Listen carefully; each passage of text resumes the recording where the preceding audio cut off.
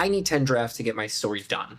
And I think that's the key here, is just keep rewriting, polish that stone, chip away from that marble. The statue of David will come out. Like, do whatever job you got to do, but then try and reinvest a little bit into your own writing.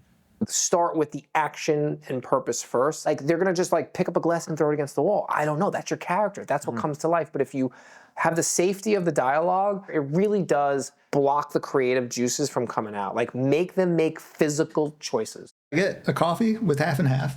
Okay. And I use Final Draft on a Mac computer. Yeah. Okay. And then, but you never write at home. Always out of the house. Yeah. I have several coffee shops I rotate around. Okay. They know me. I'm a regular. Okay. A couple places I have the same seat. I get it every time. For the most part, I just like writing with a friend. And I love that I have a person I can write with because it makes me feel funny to be around someone. It's never one idea. It's usually I'll have a few ideas kicking around in my head.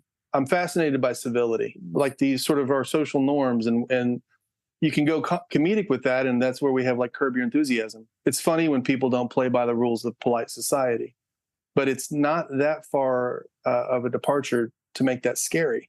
Everything doesn't have to be big, and I like intimate. I find characters fascinating, so I really wanted to do a study on characters. If you have the capability to write a really strong screenplay, you have the same capability to make a great deck, to make a great one-pager, to write a great treatment. And again, if you're going to be proactive enough to be, part of the less than 1% of people that sell their screenplay, make their movie, be proactive in every part of the pitch. When you have a log line, there are like elements to it. It's kind of like an equation. A plus B equals C. D, why don't you tell us what the magical equation is? Yeah, so essentially, like in 2 sentences, what you're trying to do is you're trying to articulate as succinctly as you can, where you're kind of meeting your story, who your main character is, who your antagonist is, and what the stakes or conflict of the story are. But it's essentially your protagonist, your hero, goal, and conflict. At the kind of core of every great brief pitch is like the main plot points in the story, right? Like in Act 1, they want your inciting incident, they want your setup, they want your turn into Act 2, they want your midpoint, they want your turn into Act 3, and then, you want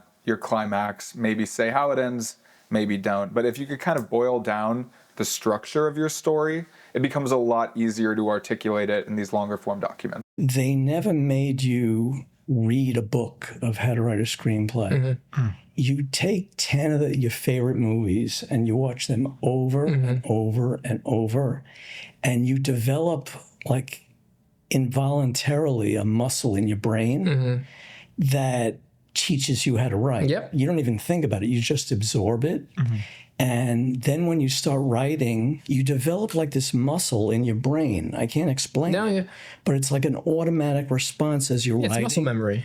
Where you go, okay, this has to come next. This has to come next. And you're not thinking first act, second act, midpoint, point of no return. When you're looking for tension, like you want to leave a lot of the description kind of up to the interpretation of the reader, right? It's what makes the scene so great when you're watching it is like whoever's watching, it is not spelled out to you like what could possibly happen, and your brain goes crazy. On your first couple of drafts, it's okay to throw in characters. Like you gotta feel it out. But once you start getting to the trimming phase, this is something that I like to do. So I would put the main character, we're gonna call the main character Michael. In the middle, and I'll have every character sort of around him. And if they are not interacting in a place where they're influencing back and forth, pushing Michael for growth, plot, a distraction, intention, obstacle, they're gone. And you'll start to see visually if a character is really interacting and working with the main character or just really being fat. The great John Himes, he's a director. He told me that when you write a scene with dialogue, get rid of the first 2 exchanges and the last 2, and then everything in the middle is necessary. I always love that note because it is like you normally might enter a scene saying, hey, how are you? The weather's great, blah, blah, blah. Cut it. Just get right to it. When you're thinking of exposition, how to change it, that's the first thing you could probably do is get rid of the first 2 or 3 or whatever and the last 3. Stop explaining your feelings. Like, I feel this way, and you did this because of that, and like back in the day, like no, like stop explaining it. I really think it's important as an exercise to write your scenes without any dialogue. Like really try and convey the emotion through character action. Of course you need dialogue. I'm not saying you don't. Try and pick a scene and force yourself to never talk about the actual issue. Have two people arguing over dinner about the dinner, but they're really arguing about a topic that's important. Let's say abortion or something very hot topic. Push it. Like have them like, I don't want the mashed potatoes, and like it sounds silly because you're like, well, I don't just say what you mean. But that's the thing is we never say what we mean. Like you're saying about like, oh, you don't bring out the laundry or you do this and that, whatever it is. But it's always something deeper. Pick a scene and there should be a hidden argument. What does each character want? What is the intention and obstacle in that scene? And what's your, like the hidden argument thematically? Try again, take a scene like this, dinner scene about abortion. Like what is they actually arguing about? Yes, they're arguing about abortion, but what's the underlying iceberg to that scene? Is it because guy wants a baby and his wife doesn't? Like there should be the hidden thematic argument, which is larger. I mean, I love prestige movies and there's a place for them for sure. But again, thinking about your idea now has to sell in a sentence, which it always kind of has been. But having those larger drama films that, maybe don't unfurl nicely, but you kind of got to get to the point. The high concept, as of now, tends to be what they're looking for. So just be aware. Streamers see rewatchability and shareability as more valuable than awards prestige. They want that twist ending that people talk about. They want to have that wallop at the end that hits you so people can go to, oh my God, did you see this? And Spielberg said this a while ago, that your two most important parts of your screenplay, the first 10 minutes and the last 10 minutes, right? Because that's what you're remembering sitting down in the theater and being gripped. And then your last 10 minutes, that's what you're leaving with. Having an amazing story is obviously the most critical aspect of trying to get a movie made. It's like inspiring writer, of course.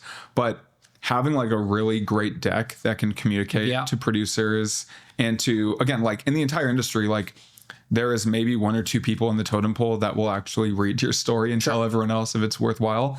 After that, it is primarily a sales job up the ladder, right? Instead of me starting to think about, okay, I have this idea. Now, how can I turn it into a story? How can I turn it into a structure of, beginning, middle, end, the enticing incident?